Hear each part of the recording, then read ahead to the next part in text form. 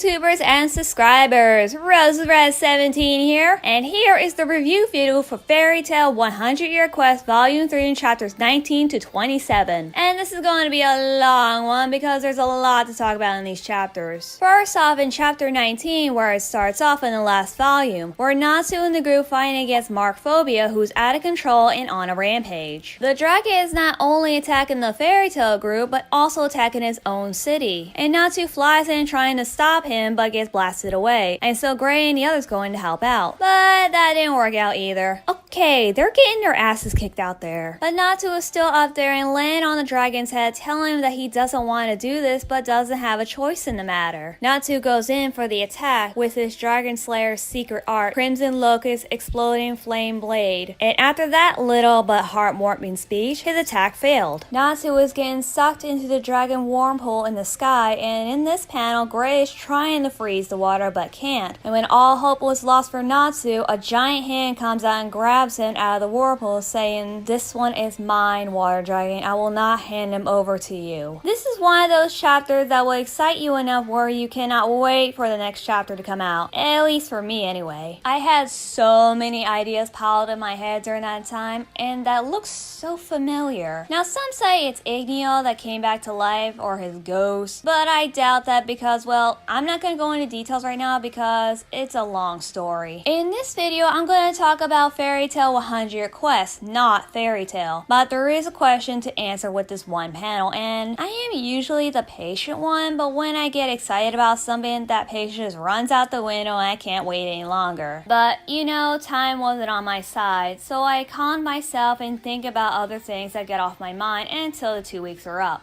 And when that time of chapter 20 coming out, I will have to say, it did not disappoint me. Because for one thing, there is a dragon that looks identical to Ignia, but the designs are slightly different. Natsu knows that a dragon has the same smell as Ignia, and then the dragon through Natsu tell him not to lose to the water dragon god even if he only is using half his powers.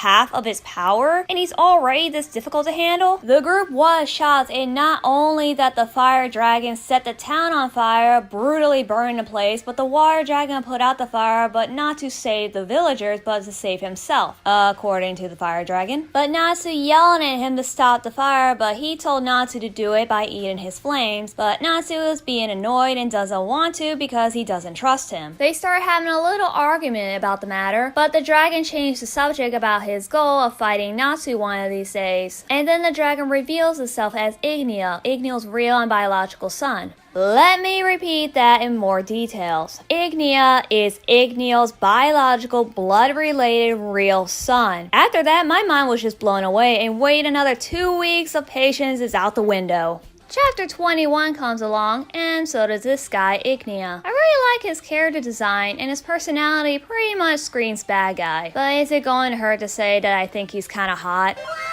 Don't judge me, okay? I mean, besides the eyes, doesn't he look like the older and hotter version of Natsu? I know he's not on the pretty boy list of characters, but I always did find Dragneel kind of attractive. With his packed abs, muscular body, and really dense but charming personality, how could any girl not like this guy? Okay, maybe I'm one of the few because most girls notice how idiotic this character is, and it would be hard to see a good relationship with him and you-know-who. But I am one of those people who sees more flaws in Lucy than Natsu when it comes to relationships. Considering in the past it tells us that she never had a boyfriend and has no luck with men, so it's difficult for both of them. Okay, I'm getting off track here with my Nalu shipping crisis, so back to the Fairy Tail 100 Year Quest chapter. So Ignia announced himself as being Ignia's real son, and Natsu is just not having it, as he states that Ignia is a pure dragon and doesn't transform into humans. But Ignia said it is possible because Mercphobia can change into a human, as Natsu's seen with his own eyes, and telling him that dragons do not have families, or at least they don't have the habit of having families during dragon season, and the mothers are left raising the children without their fathers. Okay, saying that a dragon father having a habit of not having a family is an understatement, because 4 out of the 5 dragons that helped raise the dragon slayers were the fathers of those 4 children. Ignia and the other dragons were the parents to Natsu and the other dragon slayers, and saying that Ignia left his real son behind to raise his human son is kinda messed up if you think about it. Ignia does not seem to be upset or fazed about Ignia's death. In fact, he does not seem to care, as he wishes he was the one to stop that Grovia, but not to avenge his father, but to test his own power. The reason he wants to fight Natsu is because he wants to see what Natsu is capable of without the use of his comrades. As stated, that Natsu defeated the King of the Dragons with the help of all the Dragon Slayers. But Ignia does not sit well with that, and he wants a one-on-one match with Natsu, but wants to wait until Natsu gets stronger to have a good fight, and decided to take his leave. But before that, he gets our Fire Dragon Slayer's motor run, and learning that Natsu's emotion makes him stronger, telling Natsu to use that against Mercphobia before flying away. As Lucy and the others find Natsu, and Happy quickly recapped about Ignia telling Natsu to eat his flames to stop Mercphobia. I don't know about you guys, but this page of Natsu not wanting to eat the flames, but his friends are telling him to just do it, it just felt uneasy. It's like they're pressuring Natsu into do something that he doesn't want to do. And the same thing happened when they were discussing about taking down Mercphobia when he lost control. Even though he's still out of control and they must stop him. But still, this behavior seems out of character, which I find interesting because you see this kind of change in a character making a rare experience. So Natsu lost the argument and decided to eat the flames and get his crazy power up, looking like he's unlocking the Dragon Force and taking down Mercphobia. But then at the end of the chapter, we see Lucy's expression of being terrified for the first time, which is unexpected. Now in chapter 22, we see Natsu going head to head with Mercphobia with his new power up, but realized that he can't do it alone, so he called all his friends to fight by his side, except for Lucy, who still seemed to be terrified by Natsu and his flames. Which is strange to me as to why she's acting that way until I got to the part where they taken down the water dragon, but Natsu isn't done with him, as you can see some similarities here with the design of the flames and the shadow over Natsu's eyes. If I remember from the end of chapter 503 and on to 504, you see Natsu in his END form for the first time, and this chapter looks almost identical, even the wordings are the same. So it made me wonder if this is Natsu in his END form but mixed together with his dragon powers. And before he could finish off Mercphobia, Lucy hugs him from behind, burning herself and telling Natsu that the fight is over. This seemed to snap Natsu back into himself and thus end the chapter. Now before I go on to the next chapter, I want to clear the air a bit about what the hell just happened. I didn't know what to think of this chapter at first, but then after reading and watching reviews on other people's opinions on the chapter, and some of you have an interesting theory and has something to do with Lucy being connected to END, which I find very convincing considering she is the one that rewrote the book of END. Therefore, Lucy might be the body link to the demon itself, which is why she seemed to be terrified during Natsu's transformation, as if she can sense the demon within him and may have stopped him without realizing it. I don't remember where this theory came from because I don't have good memories of these type of things, but I will give a shout out to whoever came up with this theory, and I totally agree with you. The next chapter, the people are rebuilding their places, and then we see Natsu and Happy on the cliff looking down the town. Natsu doesn't seem to remember what happened after eating Ignia's flames and asks Happy if he did anything strange. And the little blue cat replied back, telling yes, and that he also say things that Natsu will usually say. Natsu just replies with, "Oh, I see." And then Lucy comes around and knocked him over the head, telling him to get together the next time he eats flames. Okay, Blondie, word of advice, you and the others force him to eat something he's not comfortable with, so don't at him. Not to mention she is complaining to him about burning her chest. You are the one who grabbed him while his body was burning from the outside. I know she did it to stop him, but does she really need to complain about when she herself embraced someone who's on fire? If it was me, and I'm not saying I will hug a burning person, but I will not make a big deal out of it. But at least this complaint doesn't last very long, so next Natsu wants to make sure that Lucy's okay by lifting up her shirt, looking at her chest. Oh my god.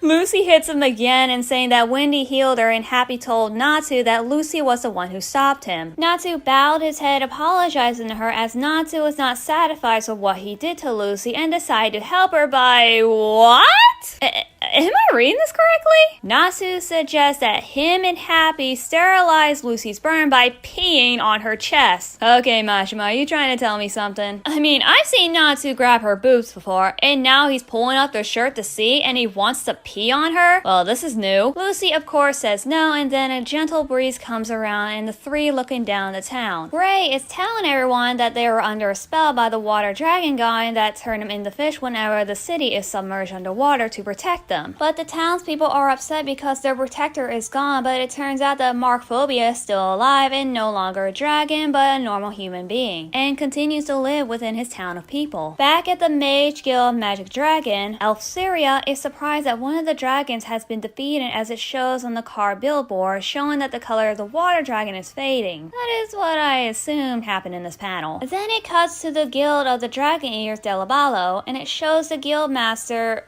let's see if I pronounce this right. Greg Raisin. I think I said that right. Anyway, he is an ugly looking character to me. Back in Magnolia, in the Fairy Tale Guild, Sting and the others came along to hang out with Natsu and the gang, but sees that the guild is completely empty and notice something is wrong. And then at the end of the chapter shows a ship with a white mage on board willing to see Natsu-sama. The next chapter shows a meeting between Natsu's group with Mercphobia, knowing more information about the other dragon gods. But Mercphobia never met the other dragons, but got information about them. The wood dragon Alderon is the biggest dragon in the world, who can read minds. Then there is Selene, the moon dragon, who has the power to control the stars. Now this one caught my attention. A dragon that used the power of the stars got me thinking of celestial magic, and maybe a certain blonde will handle this one, and I'm kinda looking forward to it. But it won't be happening for a while because the arc that's going on right now during the time I'm editing this video is going too slow and taking too long to kill the foe, and the bi-weekly release of each chapter is not helping. I'm not saying that the arc is bad, it just feels like it's taking too long to finish. But I know it will end soon, so I will get through this arc. The last dragon that Mercphobia mentioned is the gold dragon Virus, which he doesn't have any information on him, as he's kind of a mystery. They continue chatting and explain how the dragons got their name of gods, and it turns out people gave them the name Dragon God as something as powerful can frighten people into thinking that way. The group leaves the town and takes their journey on to find the next dragon in Galtina. The last few pages seems kind of fillery to me, as I see Lucy writing in her book about what happened and also has concern about Natsu. Speak of the devil, Natsu heard Lucy call his name and then noticed Ursa sleeping and about to do something that he knows that will get him killed. The next morning, Ursa wakes up with doodles on her face, and here comes the sword swinging at Natsu, and he seems to be happy about Ursa trying to kill him. And he also drew on Lucy and Wendy's face as well. To be continued. Okay, is it just me, or this chapter seems like a filler? And I like fillers, and this one is pretty good, but I feel like this came out of nowhere. Okay, the chapter begins with the group traveling to Galtina, and they need to ride on a train to get to the town of Tika. But of course, Natsu doesn't want to ride a train because of his motion sickness, and they say they should run for it. But Ursa has a giant luggage that she doesn't want to run with a heavy load. But then the townspeople seem to mistake Ursa for a celebrity, as it turns out there's a guild called Fairy Now filled with celebrities with the same faces as Natsu and the others. The Natsu lookalike is an actor named Nak, and he's kind of a jerk. And his manager is Lucy lookalike Lucia, who is, I guess, not good at her job. Then there's Glenn, the pole dancer with Grace's face, with his girlfriend Juvenia, a topless dancer. I don't think I need to tell you who she looks like. There is Wendell, a child prodigy, Carla in her human form named Charlotte, Levy and Gaziel, or Gaziel and Lizzie, a married couple who do stand-up comedy. Mina, James, and Lizelia are models, go figure. Their makeup artist is who is Elfman in a dress renamed Elfman. Then the rock band Lucas and the Lightning Kings, Kara the foot model, Loki the porn star, nothing new here. And then there is Elsric, the stage actress, who is having trouble getting into character with her new act, as she has no experience with romance. But then we see Natsu's lookalike Nat being a jerk to his manager Lucia and willing to punish her. But what happens next always cracks me up. When Lucy got angry and about to walk in there to teach a guy a lesson, she comes back with a blushing expression on her face, and here's the cherry on top. Ezric mentioned they are a thing. What? Oh, that is good. First, there's Natsu lifting up Lucy's shirt, willing to mark his territory on her, and now their lookalikes are in the back room pretty much doing it.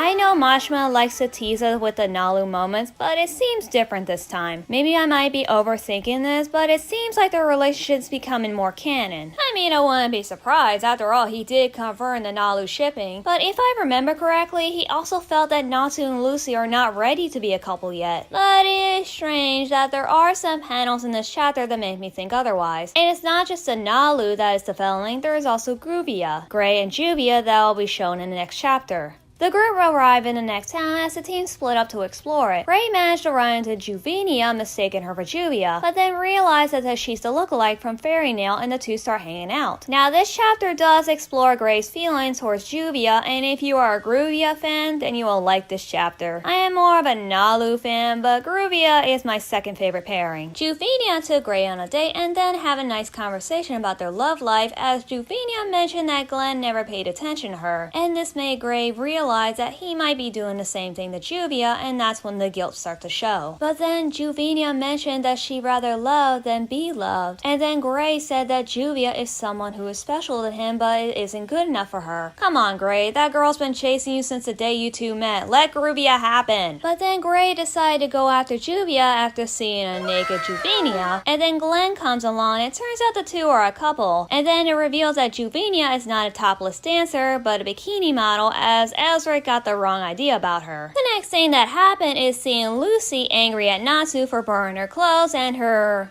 underwear? Why would she mention that? Urza asked what Natsu did, and Wendy explained that a couple of guys were hitting on Lucy and decided to set those guys, along with the others, on fire. He burned up a bunch of guys for flirting with Lucy? When did that become official? Meanwhile, as the train starts to move, Gray has his thought on a certain water mage, and to his surprise, it's the girl he was thinking about, Juvia. Now, on the last chapter of the volume, along with a bonus, they have arrived at the city of Drasil in the center of Galatina. As they explore the town along with Juvia, as there is a flashback of why Juvia is there. Lucy asks her if the guild was alright. Juvia paused for a second and replied to her saying that everything is fine. After that, Juvia isn't allowed to know about the quest they're on because of the contract. But they are allowing her to hang around for a while as they gather information about the wood dragon Aldron. After some funny moments and getting kicked out of almost every restaurant because of their craziness, Lucy noticed something strange about the map of the town, and then Juvia plans on going back to the guild the next day, but then Gray asked her about the guild. She started to freak out and as if she can't remember what happened. But then something clicked that made her remember, warning them about the white mage. Then she passes out. Then all of a sudden the ground started to shake, but the townspeople isn't fazed by what's happening, as it is revealed that the wood dragon is awakened, and Lucy saw the map in the air show a picture of a hand, and lo and behold, the wood dragon Aldron. Remember when I said that the arc that I'm reading right now in the Fairy Tale 100-Year Quest, and it felt like it was taking too long to finish? Well, this dragon is one of the reasons why. Just like the last arc, they had to defeat the water dragon, now they had to defeat the wood dragon. As you can see, he is gigantic. And the chapter ends with the team freaking out. I would have too if I see something that large.